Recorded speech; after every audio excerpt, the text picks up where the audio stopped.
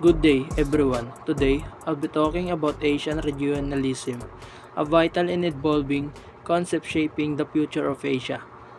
As the world's largest and most diverse continent, Asia faces unique challenges but also immense opportunity for cooperation and integration. Political security and cooperation in Asia. Asia, a continent known for its richness and complexity, has tremendous political and security cooperation difficulties. These issues stem from historical, geopolitical, and economic consideration. Territorial disputes. Territorial disputes conflict are one of Asia's most critical securities challenges. These disagreements, often based on historical claims and differing interpretation of international law, have resulted in tension and even armed confrontation. Notable instances include territorial conflicts in the South China Sea and the Korean Peninsula. Non-proliferation. The spread of weapons of mass destruction, especially nuclear weapons, is a severe security issue in Asia. Several nations in the area have automatic weapons, and several are building nuclear programs.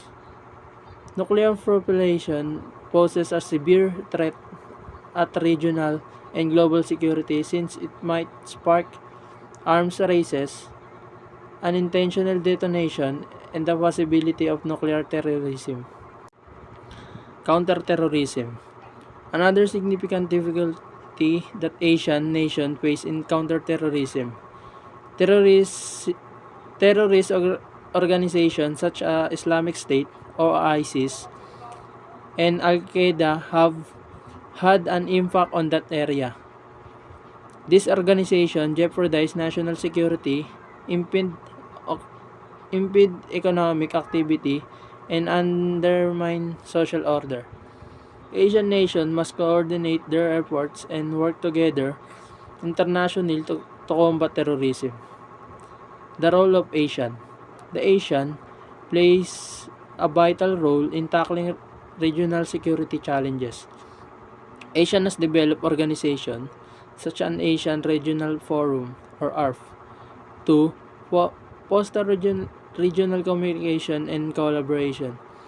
ASEAN has also addressed particular security issues such as territorial conflicts and non-proliferation.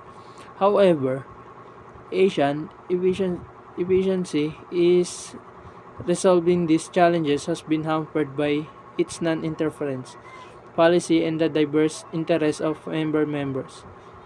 The East Asia Summit or EAS. The East Asian Summit is another crucial Asian security communication forum. Asian members include China, Japan, South Korea, India, Australia, New Zealand, Russia, and the United States. The EAS serves as a venue for high-level conversation about regional security concerns such as non-proliferation, counterterrorism, and maritime security. Rising tension and competing interests. China's ascent and increased competitiveness among major Asian nations have existing tension and generate new problem for regional security cooperation.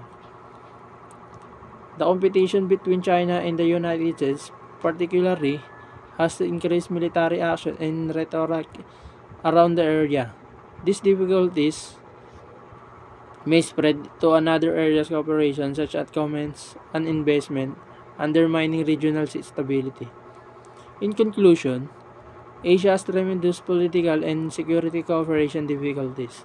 The most critical challenges are territorial conflicts, non-cooperation, and counterterrorism. While Asian in the EAS significantly tackle these difficulties, growing regional tension and opposing interests make long-term solution harder to attain. Practical, regional cooperation requires a commitment to compromise, and mutual respect from all parties. I hope you enjoy it. Thank you for watching.